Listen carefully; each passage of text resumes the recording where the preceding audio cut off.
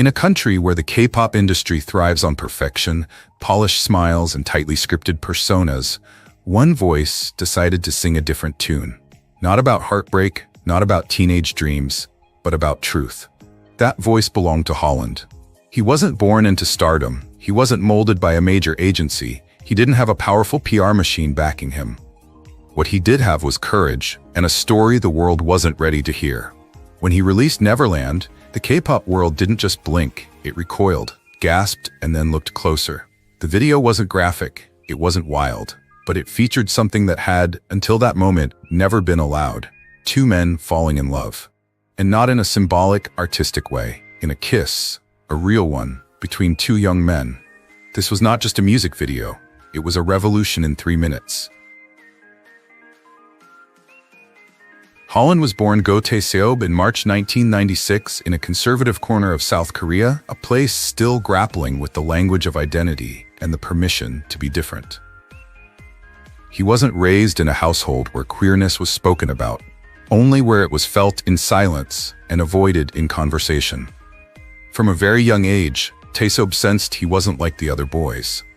While his classmates dreamed aloud about girl crushes and heteronormative futures, he was quietly drawing in his sketchbook, humming along to female pop ballads, and wondering why the word different made him feel both afraid and alone.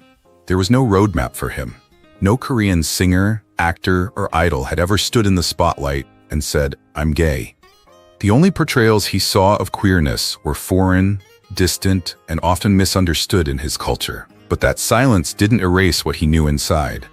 He was someone who could fall in love with another boy, and he wasn't ashamed of that. What he feared was not his own identity, but what the world would do with it.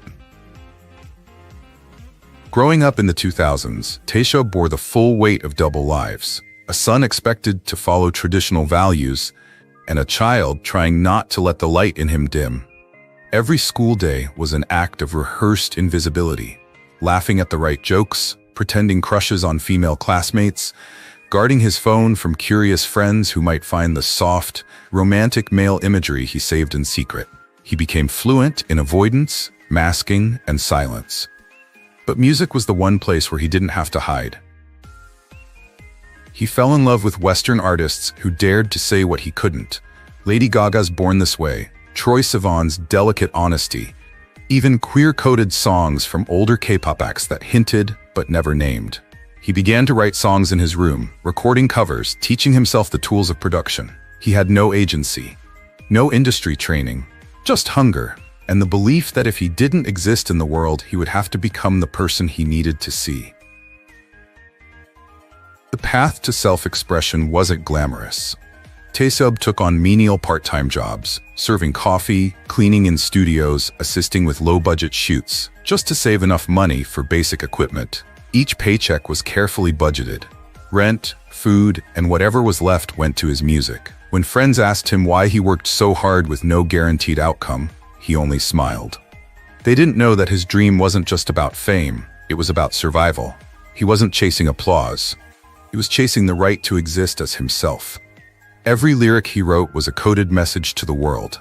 Love songs where gender was never defined, melodies built on longing and secrecy. There were nights when he'd sit in the corner of his rented room and wonder if anyone would ever hear his voice. But still, he sang. In 2017, he finally decided he would debut himself. No label, no management, just the truth.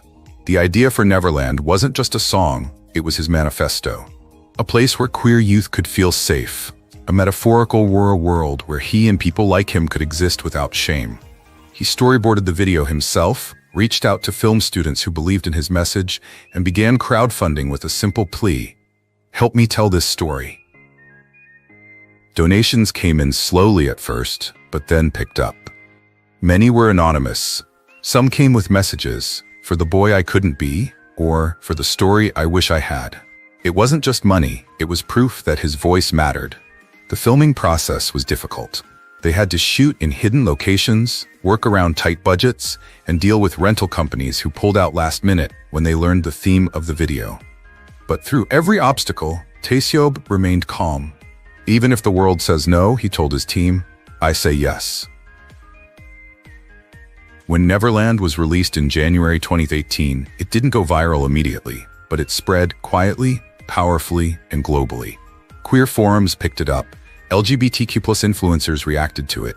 Western media dubbed Holland the first openly gay K-pop idol. For many, this title was shocking. For Taeseob, it was simply the truth he had waited years to say.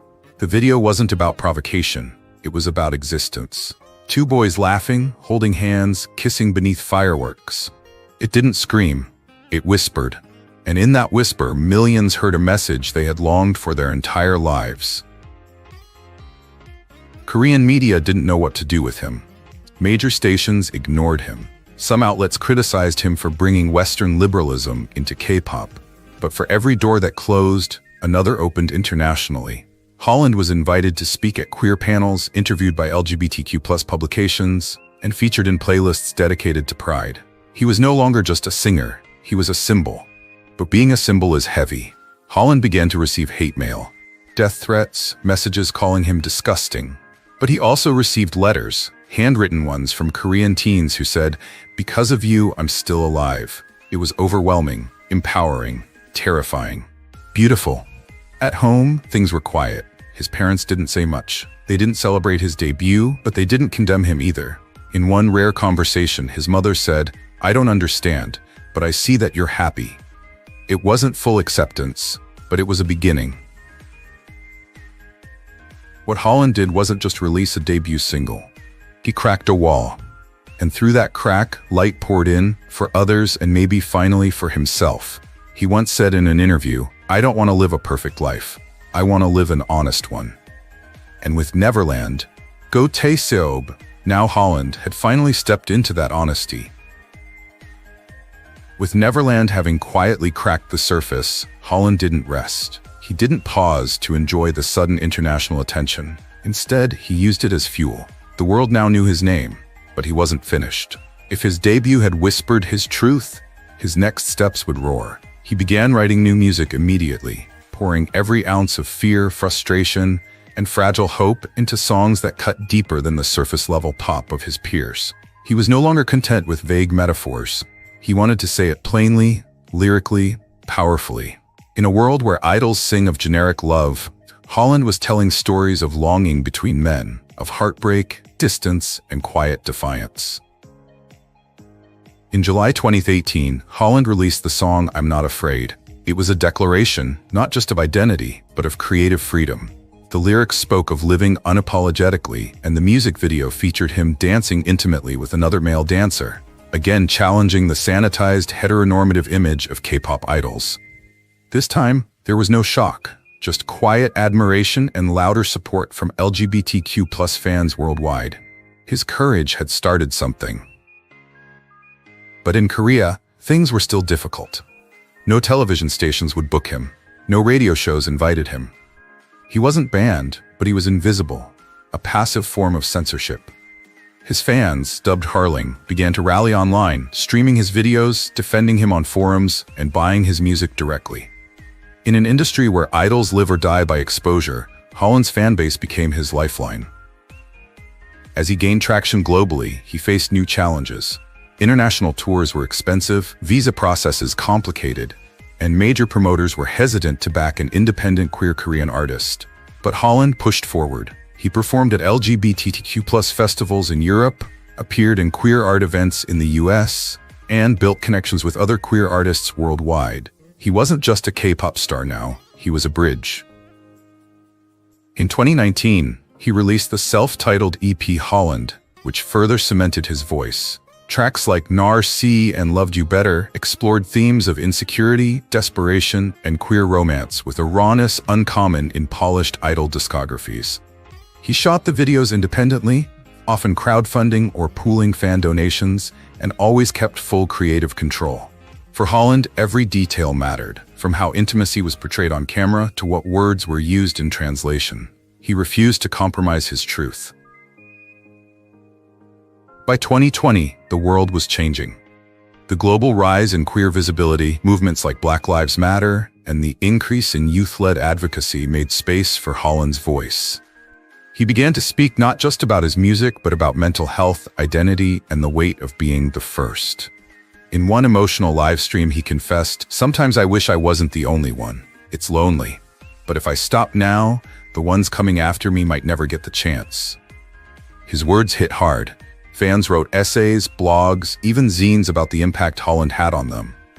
For many queer Asian youth, he wasn't just a celebrity. He was proof that survival was possible and authenticity powerful.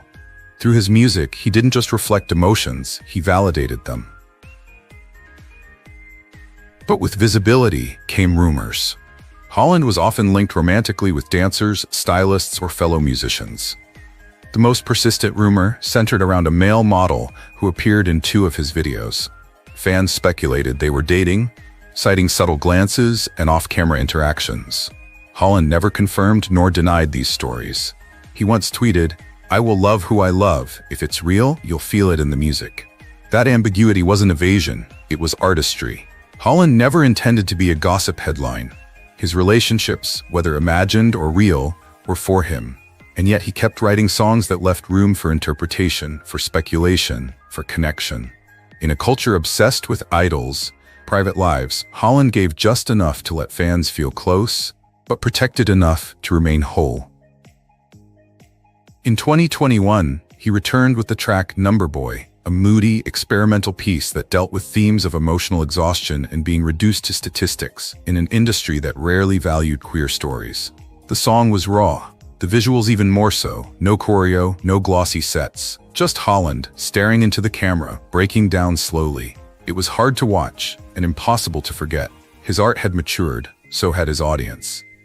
By now, Holland wasn't just the gay K-pop idol, he was a multi-dimensional artist whose queerness was part of, but not limited to, his story. He was also a director, a writer, and an advocate. When asked if he still considered himself an idol, he replied, "No. I'm just me. I was never meant to be an idol. I was meant to be honest." And honesty became his trademark, not just in his music, but in his presence online. He began answering questions about depression, navigating queer love in Korea, and the importance of chosen family. On social media, he posted candid moments, crying in rehearsals, hugging fans, laughing with fellow artists. He didn't curate perfection, he showed process. But he also admitted it wore on him. Fame, expectation, and activism are not always compatible. In one candid interview, he confessed, "There are nights when I wonder what it would have been like to debut the normal way. To sing safe songs, to date in secret. But then I remember, I'm free." That freedom came at a price. Lost endorsements, missed media opportunities, isolation. But it also came with global recognition, genuine fans, and a legacy no label could have manufactured. As Holland's fame grew internationally, so did the world's curiosity about his personal life. Fans wanted to know who had inspired his lyrics, who were the quiet shadows in his music videos, the unnamed characters in his love songs, who had held his hand when the cameras weren't rolling. Though Holland has always protected the intimate corners of his private life, fragments of truth and speculation spilled through the cracks. The first widely discussed rumor linked him with the male model from Neverland. Their chemistry on screen felt too genuine to be simply professional. Fans dissected behind-the-scenes photos, slow-motion videos, and even Instagram likes. But neither party confirmed the relationship. Holland, when asked in a live stream, simply smiled and said, "Sometimes love is best when it's ours alone." More than once, Holland hinted at heartbreak. In a 2019 Q&A, he admitted to a painful breakup with someone I couldn't love in public. That confession sent fan forums into overdrive. Some believed he had dated a fellow idol, someone still closeted, whose agency strictly forbade any relationship, let alone a queer one. Others guessed it was a dancer from his tour who had since disappeared from his performances. But no names were given. What mattered wasn't who, but how. Holland's songs during that period, like Loved You Better and Narcy, carried a weight that felt personal, visceral. The lyrics weren't just about romance, they were about longing in silence, grief without closure, and the ache of being someone's secret. For queer people around the world, those themes weren't abstract, they were autobiographical. In one particularly raw moment during an interview in Tokyo, Holland admitted that dating, for him, had become both a dream and a danger. "It's hard," he said. "You want to trust someone to share your heart, but you never know if they will protect your story or sell it." Despite the risks, Holland didn't shut himself off. He continued to meet people, explore connections, quietly, carefully. In 2022, photos surfaced of Holland at a beach in Spain, walking hand in hand with an unidentified man. Neither their faces were fully visible, but the intimacy of the image was undeniable. Fans debated for weeks. Was it staged? Was it a partner? Was it Holland at all? No confirmation ever came, but the message was clear. Holland was living. Not just surviving. Living. The queer community embraced him not only as an artist, but as a symbol of resilience and authenticity. But they also worried. In interviews, Holland admitted to bouts of depression and deep loneliness. Fame isolated him, and being a public queer figure in a conservative industry made relationships feel like minefields. He also opened up about the unique emotional toll of being a first. "When people look at me," he said, "they see either a hero or a scandal. It's hard to just be a person." He described watching other idols debut, fall in love, post cryptic messages, and be adored for it, while he had to measure every word, every smile against the threat of backlash. Yet through all the noise, one thing remained constant: his music. Holland used his songs as a diary, a confessional, a love letter. "I don't need to explain who I date," he once said. "I sing it. If you listen, you'll know." In 2023, Holland released a new track titled In Between, a haunting ballad about an unfinished relationship. The lyrics describe meeting someone in secret, sharing one summer and 1,000 silences, and parting not because they stopped loving, but because the world wouldn't let them stay. Fans immediately speculated that it was about the man seen in Spain. Others thought it referenced an idol he once toured with briefly in Japan. The mystery didn't matter. The ache did, as queer narratives slowly entered the mainstream in Korea. With dramas like Semantic Error gaining traction, Holland's work began to feel less like a rebellion and more like a foundation. He didn't just pave the road, he laid the bricks while bleeding. And still, he loved. He continued to believe in the power of connection, of intimacy, even when it was fleeting. By late 2023, Holland spoke more candidly in international interviews about dating. "I've loved," he admitted to a British outlet, "and I've been loved. Not always safely, but always deeply." He described one particular relationship, never naming names, as a quiet boy who reminded me who I was. That boy, he said, gave him the courage to release Number Boy, despite fears it would alienate listeners. He told me, "Sing even if only I hear it," and I did. It was the most Holland had ever revealed about a romantic partner. These fragments, tweets, lyrics, interviews, and photos, don't form a full picture, but they form enough of one to understand that behind the public icon was a private heart, bruised but beating. For every whispered rumor, there was a real emotion. For every unconfirmed relationship, a song soaked in truth. And perhaps that was always Holland's magic, not in how much he said, but in how deeply he made people feel. As the years passed, Holland's name became more than a headline. It became a reference point in conversations about identity, artistry, and change. He wasn't just a singer anymore. He was a blueprint for what courage could sound like. In the Korean entertainment industry, long resistant to open queerness, Holland's very existence changed the algorithm. He didn't just release music, he reprogrammed the rules. Without a major agency, without the protection of a management team seasoned in damage control, he still found ways to be seen. And for those who felt invisible, that visibility was everything. But that visibility came at a cost. Holland once described fame as a glass box. You're looked at, celebrated, admired, but you're also alone. By 2024, he admitted that his mental health had taken serious hits. Touring brought him joy, but also exhaustion. Fan meetings were filled with love, but backstage, the silence was heavy. What few people saw were the nights Holland spent alone in studio apartments, writing lyrics in the dark, battling anxiety that came not from the music, but from what it meant to carry an entire community's hopes on his back. Sometimes, he said, being the first is a privilege. Other times, it feels like punishment. He began partnering with mental health organizations, particularly those serving LGBTQ+ youth. In interviews, he emphasized the importance of therapy and emotional vulnerability, especially for queer Asians. "It's okay not to be strong every day," he told GQ Korea. "You don't have to smile through everything. Some days, surviving is the achievement." In 2024, Holland participated in an international panel on queer artists in Asia, sharing space with icons from Taiwan, Japan, and the Philippines. His voice, soft but unwavering, spoke of loneliness, love, and legacy. When asked what kept him going, he didn't cite fame or ambition. He simply said, "A letter from a kid in Seoul who said my video saved his life." And that was the thread that ran through all of Holland's work. Salvation, not through grand gestures, but through honest storytelling.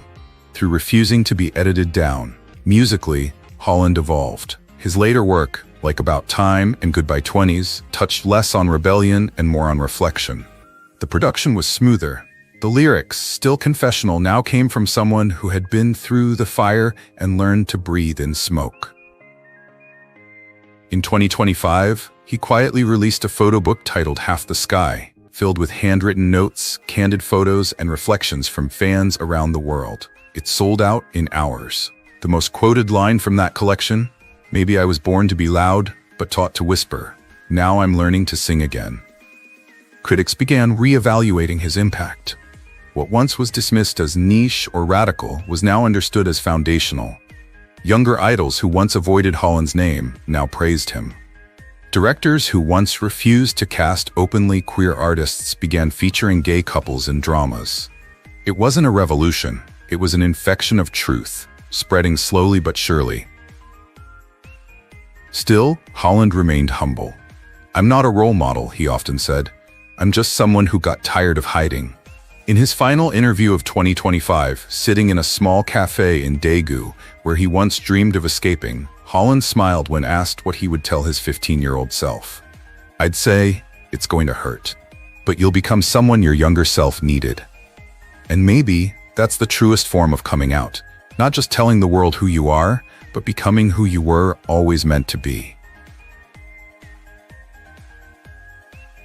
He didn't break records, he broke silence. In a world that told him to sit down, Holland stood up. In a culture that told him to erase himself, he sang louder. And when they told him love was only allowed between a boy and a girl, he kissed back with music. Coming out wasn't a moment, it was his message. And long after the lights dim, the name Holland will echo, not as a trend, but as a truth that couldn't be denied. Because in the end, Holland didn't just come out, he came forward. What if Thailand's most powerful love story wasn't straight? New Year, Kitiwut Sawat Demilin broke every rule. He didn't just fall in love with another boy, he stayed. For 12 years, in a country still learning to accept same-sex love, he lived it, loud, soft, and unapologetically. This isn't a scandal, this is the realest love story you've never heard, and once you do, you won't forget it. In 1995, in the warm chaos of Bangkok's backstreets, a boy named Kitiwut Sawat Demilin entered the world. Not with noise, but with stillness. The world would come to know him as New Year. But before he had a name that echoed on fan pages, he was simply a boy raised in a house where love spoke softly. His parents were school teachers, humble, thoughtful, and endlessly patient. Their home wasn't rich in space or money, but it overflowed with stories. Over dinners lit by ceiling fans and surrounded by the scent of jasmine rice, they talked about everything. History, dreams, heartbreak, and hope. In that little space, New Year grew up learning that being real mattered more than being impressive. He was never the loudest kid on the block. While others chased soccer balls and scraped knees, New Year sat nearby sketching the clouds or humming along to the city's rhythm. A bird call, a sigh from his mother, the silence before a thunderstorm, he caught all of it like a net catches wind. His parents didn't scold him for being sensitive, they praised it. "He notices what the world forgets," his mother said. "He hears what we miss," his father added. Long before he found a stage, New Year had already learned how to listen with his whole heart. By primary school, two things became clear. New Year was brilliant, and he had gravity. Kids circled around him, not because he was loud, but because he was present. He didn't seek attention. He earned it by asking the kinds of questions that stopped grown-ups in their tracks. One day, fate handed him a microphone. The regular announcer was out sick, and the principal pointed to him. "Kituhut, you try." What happened next wasn't flashy. It was magic. His voice, calm but captivating, washed over the crowd like a breeze in temple bells. Nobody expected a soft-spoken kid to make a whole school lean forward. From that morning on, microphones followed him. He became the go-to host for every school event, debates, dances, even the New Year festival. He wasn't just speaking, he was shaping silence, letting pauses land like poetry. But behind the smooth delivery was a quieter world. He kept notebooks full of drawings, heroes with hidden pain, faces caught mid-thought, dreams no one had asked him to share. While his classmates debated the hottest Thai boy band, New Year drew emotions with pencil and ink, like he was searching for a world where every kind of love was safe to name. By high school, his voice had become legend. Teachers didn't ask if he'd speak, they asked when. Students fought to have him MC. He was still the quiet kid who loved soft moments, but when he stood at a podium, it felt like the room held its breath. He didn't just tell stories, he made them feel like yours. That rare gift of turning crowds into companions gave him influence beyond his years. And yet, under all the praise, a quiet ache lingered. He was seen but not fully known, applauded but not entirely understood. Who would ever read the stories he hadn't yet told? The ones written in the margins, drawn in shadows, waiting. He had a voice for the world, but he still longed for a heart that saw him not as the perfect host, but as the boy with too many sketches and too few places to set them down. What he didn't know yet, what none of us knew, was that his moment was coming. And love was about to arrive, not as a performance, but as a mirror. By senior year, New Year wasn't just another student. He was the face of the campus. If a mic showed up, so did he. But what drew people in wasn't polish, it was presence. He didn't speak at crowds, he spoke to them. Whether reading morning announcements or hosting school events, his voice felt less like a script and more like a song you didn't know you'd been waiting to hear. Teachers trusted him, students looked up to him. And somewhere between the applause and the quiet walks home, New Year realized he didn't just enjoy the stage, he belonged to it. That presence didn't fade after graduation, it grew. He enrolled at Chulalongkorn University, Thailand's most prestigious school, and juggled lectures on psychology with scripts, shoots, and spotlights. By day, he decoded human emotion. By night, he embodied it, on screen, on stage, and in every smile he gave fans between classes. While others faded into the background of campus life, New Year became part of its rhythm. He wasn't just a student with a side hustle. He was a rising public figure managing two worlds, academia and celebrity, with grace far beyond his years. He started small, commercials, guest shows, campus shoots, but he never shrank into the background. He didn't need to be loud. He just needed to be real. Calm, sincere, and quietly magnetic, New Year had a way of making space feel safe.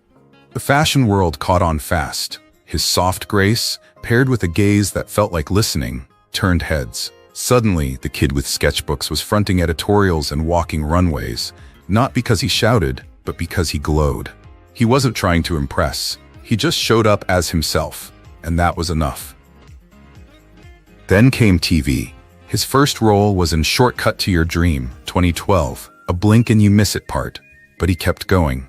In I Am Your King, 2017, he played Pound, a gentle presence in a queer youth drama. Then in Top Secret Together, 2021, he played himself, and audiences finally saw who he really was. Warm, witty, unafraid. Saneha Stories 4, 2022, followed, revealing even deeper layers. He brought honesty to every character, not by acting louder, but by listening harder. He didn't disappear into his roles adapted to him. That's what made them believable. That's what made him unforgettable. And so did the audience. Quiet boys saw themselves in him. Sensitive teens, awkward dreamers, the ones too soft for this loud world, they found a mirror in New Year. But he never let success turn into distance. He still replied to fans, still thanked crew members by name, still smiled at strangers like it mattered. Because to him, it did.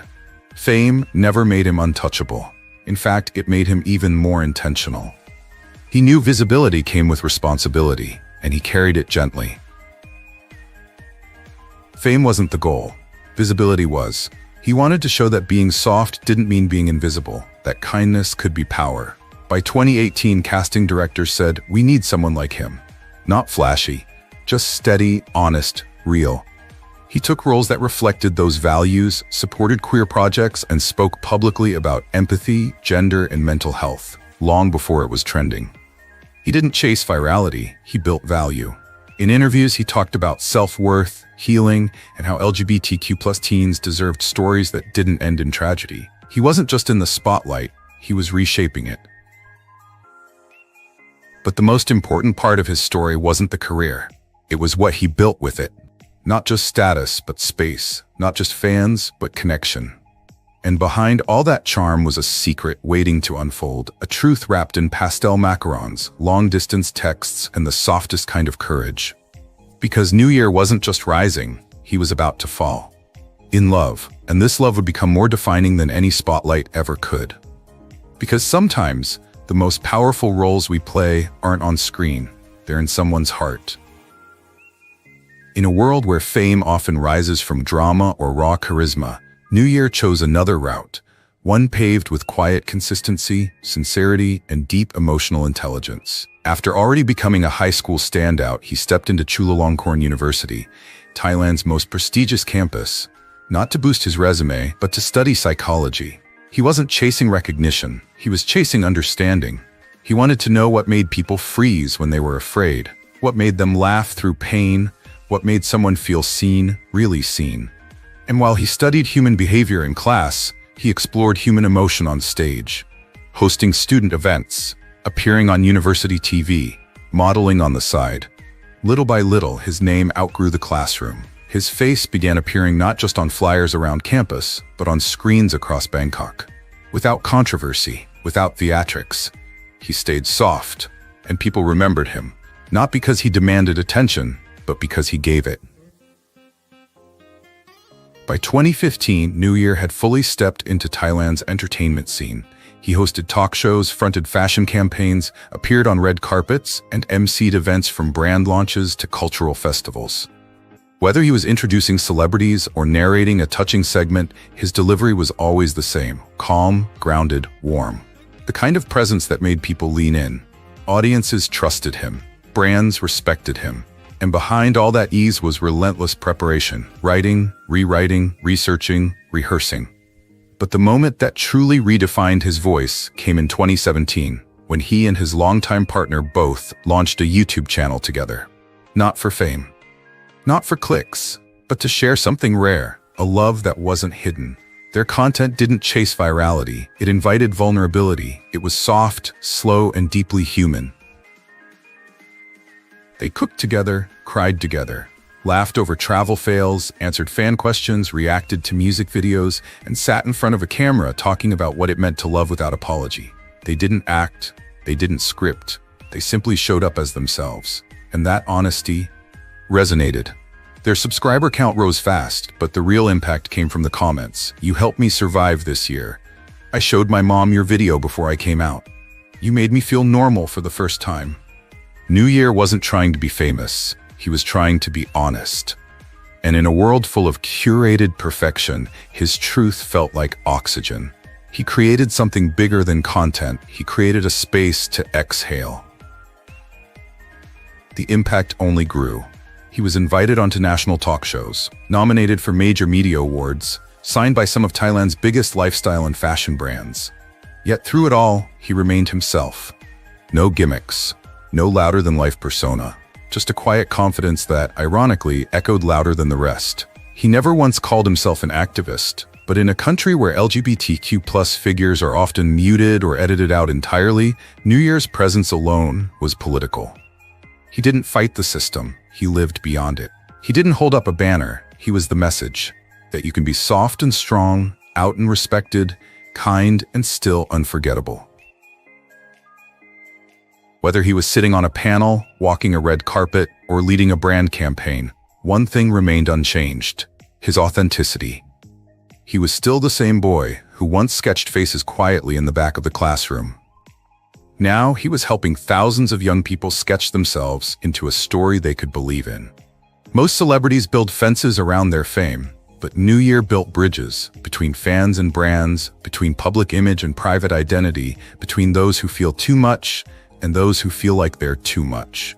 And in doing so, he didn't just create media, he created meaning. In an industry overflowing with noise and imitation, New Year stood apart, not because he was the loudest, but because he was the most real. And maybe the reason his voice carried so far was because it wasn't just a performance. It was rooted in something deeper, something slower, something sacred. Behind every upload, every polished campaign, every meaningful pause was a love that had grown quietly behind the scenes. A love that didn't demand attention, a love that didn't shout, but somehow still said everything. Fame didn't change New Year, it clarified him. The bigger his platform grew, the more grounded he became. While others chased trends and viral moments, New Year stayed focused on what mattered: truth, connection, and meaning. He didn't perform a version of himself. He showed up fully, gently as he was, smart, soft-spoken, and endlessly sincere. By the late 2010s, he wasn't just known, he was trusted. A voice people leaned on, a presence that made millions feel like he was speaking just to them. And through it all, there was both. Their love didn't unfold through headlines or hashtags. It grew in the quiet, off-camera, off-script, and deeply real. At public events, both was often close by but just out of frame, waiting after tapings, holding a coffee, cheering from the wings. No grand declarations, just a rhythm. Just devotion. In interviews, New Year stayed private, not out of shame, but out of respect. Love to him wasn't a press release. It was a daily act, quiet, faithful, sacred. And in a world that wanted every moment documented, he chose to protect the moments that mattered most. Their YouTube content spoke louder than any headline ever could. From pancake disasters to late-night reflections, their videos revealed something rare. A love that didn't try to impress, just to endure. They laughed at small things. They held space for hard conversations. They got irritated. They apologized. They folded towels differently and argued about it. And yet, through it all, they showed viewers the kind of queer love that didn't need to be flawless. It just needed to be real. Even as his star rose, New Year stayed rooted. He could have become a brand, but he stayed a person. He didn't place fame above his relationships. He walked beside it. And then came June 2024. Thailand, after years of protest, heartbreak, and hope, finally legalized same-sex marriage. The streets bloomed in rainbow. Couples embraced in public without fear. It was more than a policy shift, it was a cultural reset. For New Year, who had spent years creating space for others to feel seen, it felt like something deeply personal, a long-awaited promise fulfilled. Days later, both proposed, not with flashbulbs or fanfare, just a quiet seaside evening, friends nearby, a soft breeze, no script, just heart. New Year's answer wasn't dramatic, it was devastatingly beautiful. "I've already said yes since the first day we met." That single sentence lit up the country. The caption went viral, but more importantly, it went deep. TV anchors cried, fans celebrated, families talked. Because in that moment, queer love wasn't just accepted, it was honored. But even as headlines exploded, New Year stayed focused, not on the world's attention, but on the man in front of him. The same man he once nervously messaged about pastel macarons. The same man who'd walked into a school festival and with a single glance, shifted the course of his life. While the world looked at him, he never stopped looking at both. After 12 years, their story had become more than personal. It had become universal. A beacon for anyone who ever wondered, will I get to love like that? And New Year didn't try to prove love was possible. He simply lived it, openly, gently, unapologetically. Because in the end, his greatest success wasn't being a host, a model, or a media figure. It was being someone who showed the world that being exactly who you are and loving exactly who you love is already enough to change everything. Why is it that love between two people of the same gender is still seen by some as something to be ashamed of? Love is love. Identity is natural. We weren't born to fit someone else's mold. We were born to feel, to connect, to be seen. And New Year reminded us, through every quiet act, every video, every moment, that you don't need permission to be who you are. Because in the end, his greatest success wasn't being a host, a model, or a media figure. It was being someone who showed the world that being exactly who you are and loving exactly who you love is already enough to change everything. New Year never set out to build a fairy tale. What he built with both was something more grounded and more real. It wasn't built on picture-perfect moments. It was built on presence, on choosing each other through college stress, early careers, sleepy Sunday mornings, and viral highs. While other couples turned love into content, New Year simply lived it. In the quiet, in the daily, in the deeply human. Fully, softly, unapologetically. For 12 years, Both was more than a co-host. He was the steady hand behind every smile, the quiet glance behind every camera.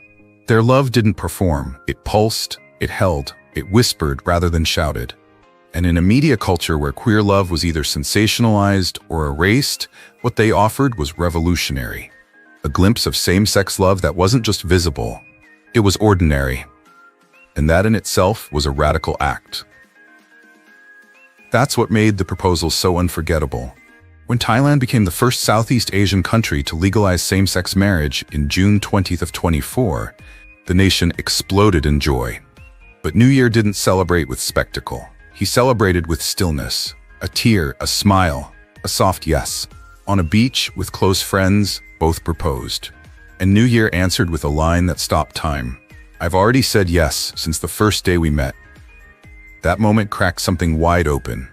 Not just online, but in real life.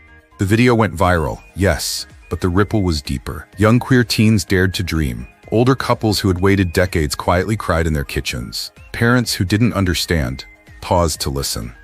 For one fragile moment, the country caught up to the courage of its people. It wasn't just a proposal, it was permission. But even great love stories have turning points. And in early 2025, New Year announced their separation. No scandal, no headlines filled with blame, just honesty. Two people who had loved well, grown fully, and were now growing apart. His words were heavy but full of grace. "Some loves don't end, they evolve. Thank you for 12 of the best years I've ever known." The internet mourned. Fans, strangers, even public figures shared stories of their own breakups, of loss, of love, of learning to begin again. And in the eye of that storm stood New Year, still showing up, still speaking softly. He kept working, but something in him had shifted. His eyes were a little more tender, his silences carried weight. You could see it, the ache, but you could also see the courage. That's what set him apart. He didn't edit the pain. He didn't bury the past. He let people witness the vulnerability. And in doing so, he offered something even rarer than a happy ending: healing. He reminded his audience that queer love is not immune to heartbreak, but that doesn't make it less sacred. 12 years of showing up for each other still mattered, even if in the end, they chose to walk separately. Out of heartbreak, New Year created something beautiful. He turned the end of one chapter into a mirror for others, to grieve, to reflect, to grow. He reminded us that being queer isn't just about joy and pride, it's about complexity. Depth, showing up with your whole self, even when it hurts, especially when it hurts. Because even in 2025, queer love is still questioned, still misunderstood, still too often treated like something temporary or taboo. We weren't born to fit into someone else's mold. We were born to feel, to connect, to be seen. And through it all, New Year never let shame win. He didn't hide. He stood up, not as an icon, but as a man who loved deeply, lost openly, and still believed in love. Fiercely, quietly, completely. To the queer kids who grew up watching, thinking, maybe one day that could be me. To the couples who now walk hand in hand with a little more ease. To the ones still hiding, still hurting, still hoping. New Year's story isn't a tragedy, it's a tribute. Because sometimes, the bravest thing you can do is say goodbye to the love of your life and still believe in love. And that's exactly what he taught us to do. New Year, Kitiwat Sawat Demilan, is more than a celebrity. He is a reminder that you don't have to be loud to be brave, that you don't have to be perfect to be real. and that love, even when it ends, still matters. He didn't just live in the spotlight, he brought light with him. And somewhere out there another boy is watching and whispering to himself, if he could love like that, maybe I can too. If this story moved you, inspired you, or reminded you that love is worth remembering, please like, comment, and subscribe to our channel. What if China's most powerful queer icon wasn't a pop star or politician, but a model who said, I'm gay, I'm a father, and I refuse to hide? They said it would ruin him. Instead, he rewrote the rules. From fashion runways to global campaigns, from secret love to raising a son, Edison Fan turned his truth into a revolution. He didn't just come out, he rose. And in doing so, he changed everything. What happens when one man dares to defy a nation's silence? You're about to find out. Edison Fan was born in the late 1980s in southern China, a time and place where every child was taught to follow the rules, keep their head down, and never stand out too much. In his family, like many others, success was measured by silence, discipline, and how well you could disappear into the expectations of society. But Edison, he was never meant to disappear. Even as a little boy, Edison noticed things most people missed. He was unusually observant, not just about the world around him, but about the emotions in the room. He could sense tension in a single breath, joy in a fleeting glance. Where other children saw surface, Edison saw story. And that ability to feel everything deeply would become both his gift and his burden. His parents were well-meaning, practical, and deeply traditional. They wanted the best for their son, but that best came with limits. A good education, a good job, a good wife. Edison never questioned their love, but he questioned everything else. In school, he was quiet, but not because he had nothing to say. It was because he had too much to protect. He filled notebooks with poetry doodles and phrases that captured the world he felt inside. While his classmates traded jokes about dating girls or bragged about future ambitions, Edison drifted elsewhere. He felt a pull, but not toward what others wanted. It came when a boy smiled at him, or when their arms brushed accidentally in the hallway. It was electric, unnamed, forbidden. At the time, he could not explain it. There was no vocabulary for what he was feeling. There were no television characters who reflected it, no celebrities who claimed it. In Chinese media, homosexuality was either erased or mocked. There were no open discussions, just silence. And silence, Edison learned, was survival. So he became what the world asked of him, on the outside. He nodded at heteronormative jokes, feigned interest in conversations about girls, and did everything he could to appear normal. He laughed at the right times, smiled when expected, but inside he was shrinking. The more he played along, the more he felt like a ghost inside his own body. Teenage years only deepened the divide. Puberty brought the pressure to date, to act masculine, to conform. But Edison's desires did not change. If anything, they became clearer. He was drawn to softness in other boys, to emotional intelligence, to quiet rebellion. But expressing that, in a culture that equated same-sex love with shame, it was unthinkable.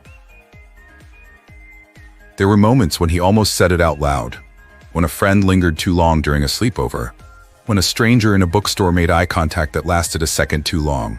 But every time, fear won. The fear of being rejected, of being labeled, of disappointing everyone who believed in him, just because of who he was born to love.